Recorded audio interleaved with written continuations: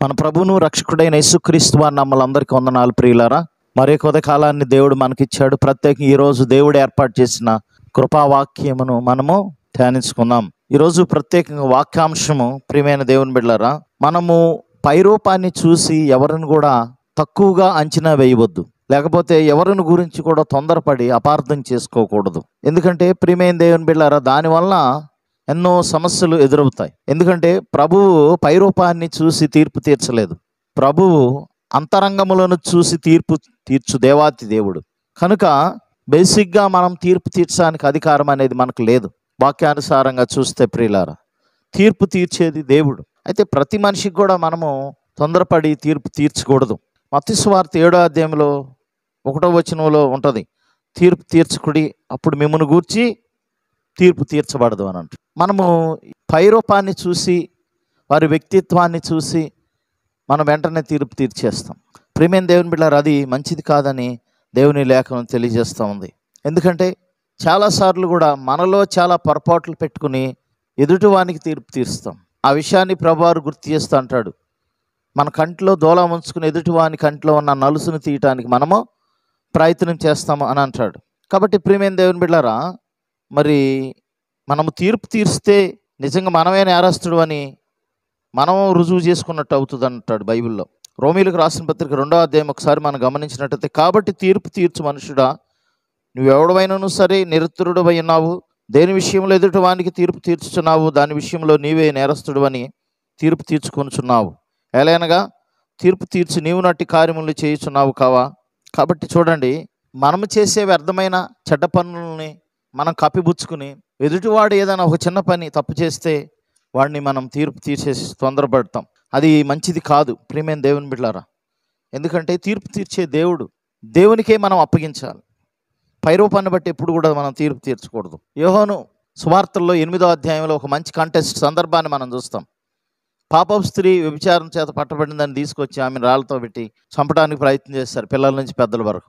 ప్రభువారి దగ్గర తీసుకొచ్చి, బోధకుడా నువ్వేం తీర్పు తీరుస్తావు అన్నప్పుడు ప్రభువారు ఒకటే అంటాడు, మీలో పాపం చేయని వాడు ఎవడో చెప్పండి, ఫస్ట్ ఒకటి చాలు, ఆమె మీద రాయి విసరండి, తర్వాత మిగిలిన వాళ్ళు అందరూ విసురుతారు అన్నప్పుడు అందరూ చూసుకున్నారు. వారి మనసుల్ని, నిజంగా మనందరం ఏదో ఒక తప్పు చేసి ఉన్నాం కదా, మన అర్హత లేదని రాళ్ళు పడేసి వెళ్ళిపోయారు. ప్రియమైన దేవుని బిడ్డలారా, ప్రభువారు చూసి, అమ్మా మరి అన్నటికీ ఏ తప్పు చేయకుండా నువ్వు సక్రంగా బ్రతుకని ఆమెను పంపించి వేస్తాడు. ప్రియమైన దేవుని బిడ్డలారా, ప్రభు తీర్పు ఎంత గొప్పగా ఉందో చూడండి, మన తీర్పు ఎంత గొప్పగా ఉందో చూడండి. మనుషులు ఎదుటివారిని ఏ విధంగా నిందారోపణలు వేయడానికి ప్రయత్నం చేస్తూ ఉంటారు. అలాంటిది మంచిది కాదని ప్రభువారు తెలియజేస్తున్నాడు. ఎందుకంటే 1వ సమూయేలు గ్రంథము మనం గమనించినట్లయితే 16వ అధ్యాయము 7వ వచనంలో మనం చూస్తాం. చూడండి ప్రియమైన దేవుని బిడ్డలారా, దావీదును దేవుడు ఏర్పాటు చేసుకోవాలనే క్రమంలో దేవుడు మరి సమూయేలును పంపిస్తాడు యెషయా కుమారుల దగ్గరికి.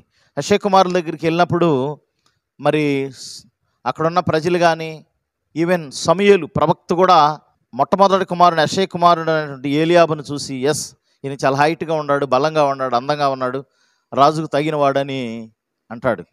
కానీ దేవుడు ఆ మాటకి ఏమంటున్నాడో చూడండి ప్రియులారా. 1వ సమూయేలు గ్రంథము 16వ అధ్యాయము 7వ వచనం, అయితే యెహోవా సమూయేలుతో ఇలాగూ సెలవిచ్చెను, అతని రూపమును అతని ఎత్తును లక్ష్య పెట్టకము, మనుషులు లక్ష్య పెట్టు వాటిని యెహోవా లక్ష్య పెట్టడు, నేను అతన్ని త్రోసివేసి ఉన్నాను. మనుషులు పైరూపమును లక్ష్య పెట్టుదురు కానీ యెహోవా హృదయమును లక్ష్య పెట్టును. యెహోవా దేన్ని లక్ష్య పెడతాడండి? దేవుడు దేన్ని లక్ష్య పెడతాడు?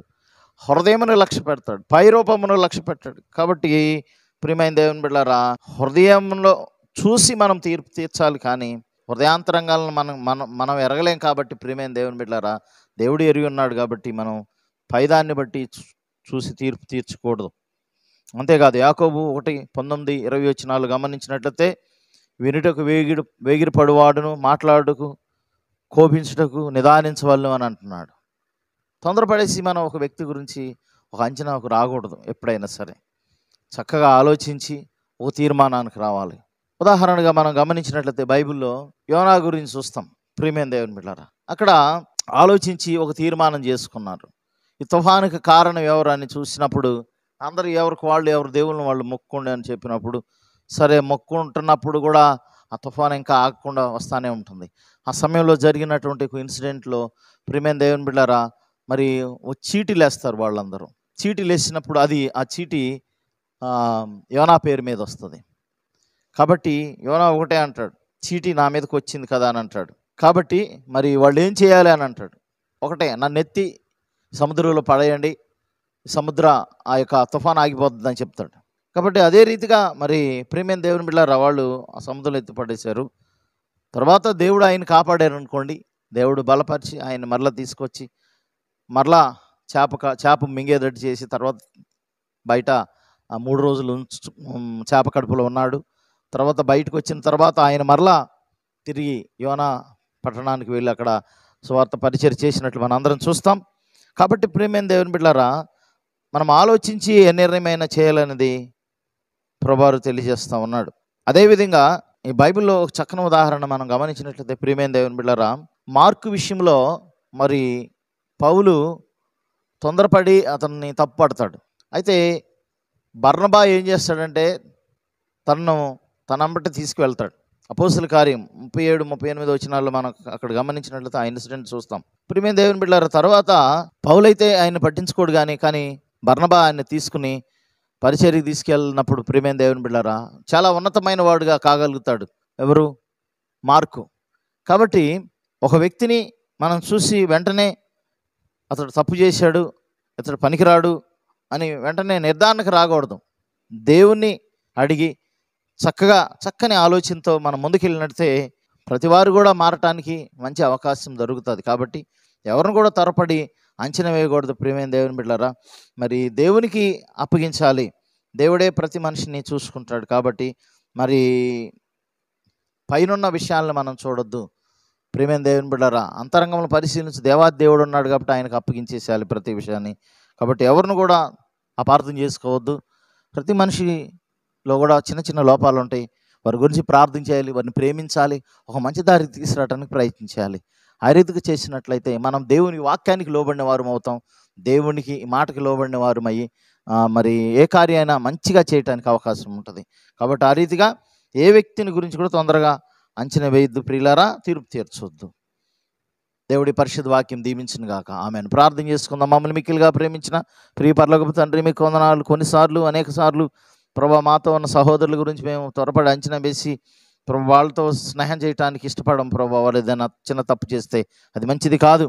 ప్రభా నాయన వారిని మంచి దారిలోకి తీసుకురావాలంటే ఆలోచించి చక్కని నిర్ణయాలకి ముందుకు రావాలి. మేము అట్టి కృపను మీరు మాకు అనుగ్రహించండి, సహాయం చేయండి.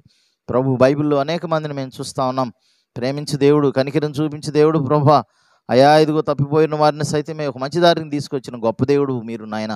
మీకు కొందరు ఆ రీతిగా మేము కూడా ప్రతి మానవుడిలో లోపాలు ఉంటాయి. లోపాలు మరి సరిచేసి ప్రభా ప్రేమించి తీర్పు తీర్చకుండా వారికి మంచి దారిలోకి తీసుకురావటానికి అటు ఓపికను, జ్ఞానాన్ని మాకు దయచేసి మీ సన్ని తోడుగుంచమని, మా ప్రియులు మా బిడ్డలు కూడా ఆ రీతిగా మరి మీ వాక్యానుసారంగా నడుచుకునేటట్లు కృప చూపించమని, మీ వాళ్ళే తీర్పు తీర్చే అటు మనసును మాకు దయచేసి దీవించమని యేసు పరిశుద్ధనామమున అడిగి వేడుకుని ప్రార్థన చేస్తున్నాం తండ్రి.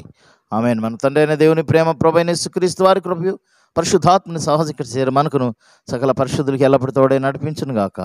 ఆమేన్. అందరికీ వందనాలు ప్రియులారా. దేవుడు మీ అందరిని కూడా దీవించును గాక.